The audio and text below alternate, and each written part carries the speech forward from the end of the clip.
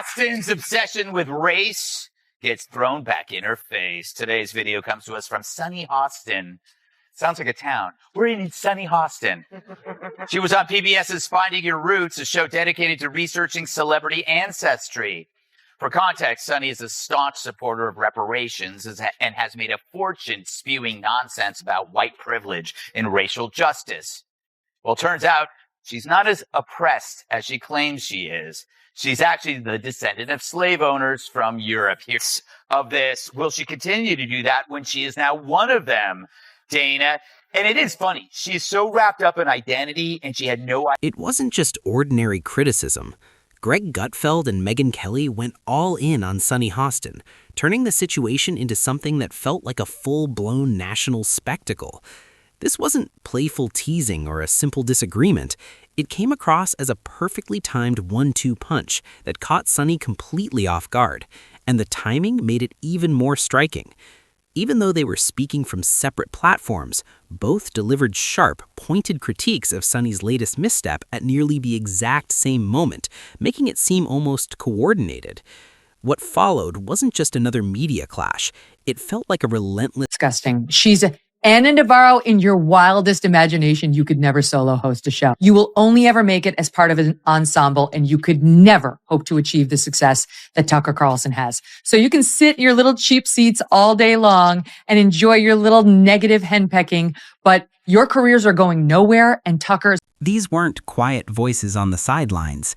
Greg Gutfeld, known for his sharp, cutting sarcasm, and Megyn Kelly, respected for her precise, methodical breakdowns, didn't need any coordination to respond. Sunny Hostin handed them the moment, and both reacted with the instincts of seasoned professionals. Gutfeld stepped in with biting humor and a confident edge, delivering his critique with sharp, memorable jabs. Kelly, on the other hand, took a more analytical route. Brains are small, but who's the dumbest one of all? True, none of them are in Mensa, but who's the most densa? Perhaps it's Sunny who mastered the art of making idiots look smart. Now, The View could ask a mirror who's the dumbest one of all, but there's no way that glass doesn't shatter. So instead, let's check out this clip from Monday's episode of The View when the ladies put their science caps on and discuss the soul. No one's calling this a room full of geniuses, but when Sunny Hostin steps in, the bar somehow manages to drop even lower. It's not just that the conversation loses depth. At times, it actually makes everyone else sound more insightful by comparison. If self-awareness had a mirror, this would be one of those moments where the reflection comes back a little blurry. That became especially obvious during a recent segment when the panel took on a science topic.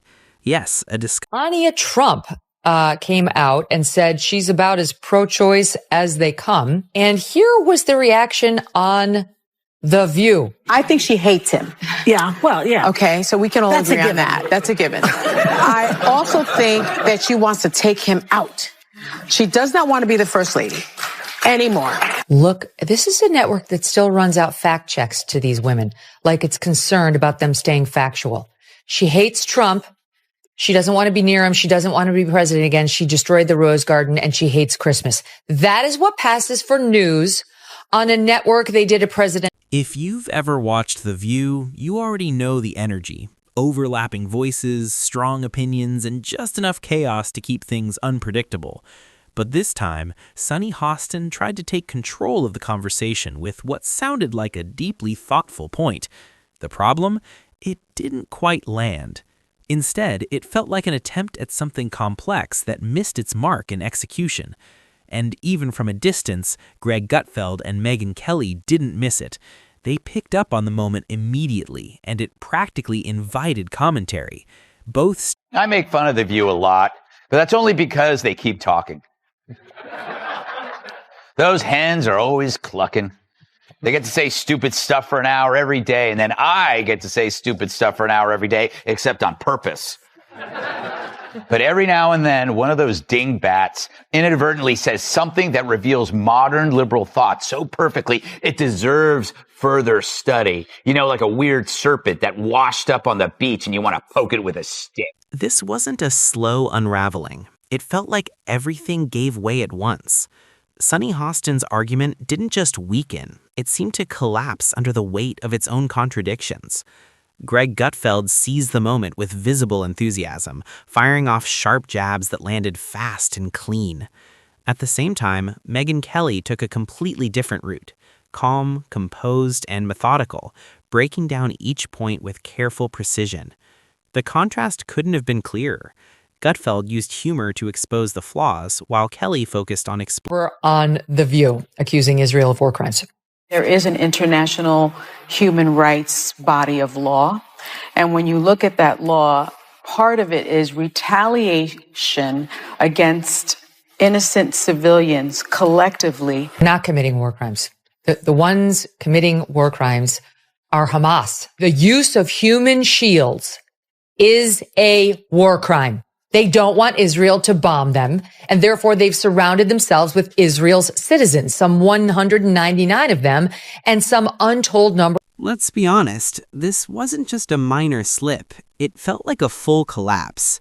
Sunny Hostin came in strong and confident, but it seemed like intensity was doing more of the work than solid reasoning.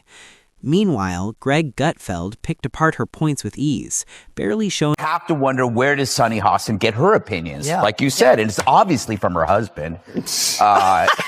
She has to tell her what to say in The View, because without it, she's got nothing up there. She's not very bright. But the problem with her is that she went full racist. She injected skin color into a fairly generic behavior seen in all spouses, regardless of skin color. The ladies of The View. Speaking of Sunny Hostin, take a look at SOT 15. I worry about the working class. I worry about my mother, a retired teacher. I worry about our elderly and their Social Security and their Medicare. I worry about my children's future, especially my daughter. Then Megyn Kelly stepped in with a prosecutor-like approach, cutting through Sunny Hostin's arguments with sharp, deliberate precision. Her calm, focused delivery made one thing clear. This had moved beyond a simple discussion. It had become a full breakdown of the claims being made. And with Sunny not there to respond in real time, the situation is angry when Alyssa pointed out that Trump went to the funeral of Officer Diller. Yes. On Long Island, and Joe Biden went to a podcast. Look at Whoopi Goldberg's reaction. Choose what you like there, but for Republicans, it was good imagery. Really? One day later, yes. And I'm asking that because I was so offended, because you know who showed up. Yeah. And he was, whether he was asked or not.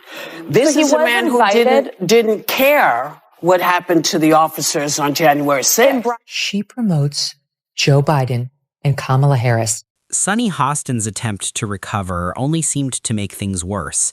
Each effort to regain control pushed the conversation further off track, step by step. What unfolded became the kind of moment people can't look away from, even as everything continues to slip further out of place. What I read, the true sign of the apocalypse is someone that dumb has a law degree. Worse, if your name has the word sun in it, there's no excuse for not knowing how an eclipse works. But it's no surprise that Joy is the one who understands science. She's been on the science diet for years. By the end, Sunny Hostin's performance felt less like a solid argument and more like a case study in what can go wrong during a heated debate. She struggled to hold her ground, while Greg Gutfeld and Megyn Kelly continued analyzing her remarks from their respective platforms. In the end, it wasn't just about losing an exchange. It became a moment often referenced to Sunny Hostin asking about the differences between Kamala Harris and Joe Biden. And my prediction is this is going to be made into a campaign ad for Trump within the next hour. What do you think would be the biggest specific difference between your presidency and a Biden presidency? Well, we're obviously two different have had impact. I guarantee you that's being made into an ad right now. It might hit before. Megyn Kelly didn't need to raise her voice. Her delivery stayed calm, controlled, the kind that lands with precision. As Sunny Hostin struggled to keep pace, Kelly moved steadily through the confusion, breaking down each point with clear focus. It created a moment that felt both uncomfortable and, for some viewers, oddly compelling to watch. At the same time, Greg Gutfeld took a different approach, leaning into humor and sharp commentary to drive his points home. Even from separate platforms, the contrast was striking, one measured and exact, the other bold and biting, yet both persistent.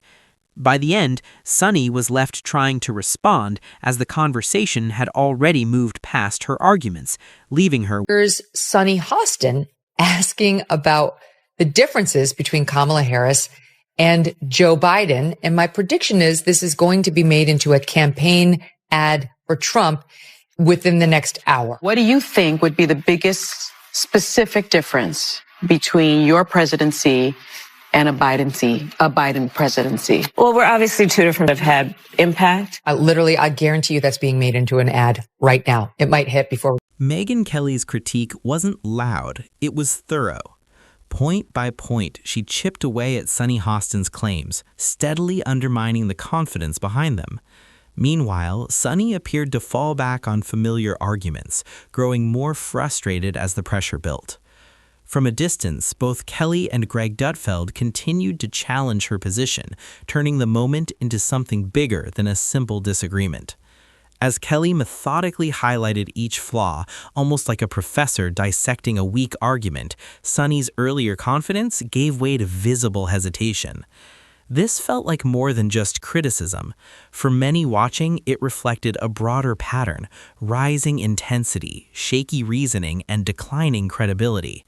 In the end, it didn't come across as a small mistake. It felt like a very public unraveling.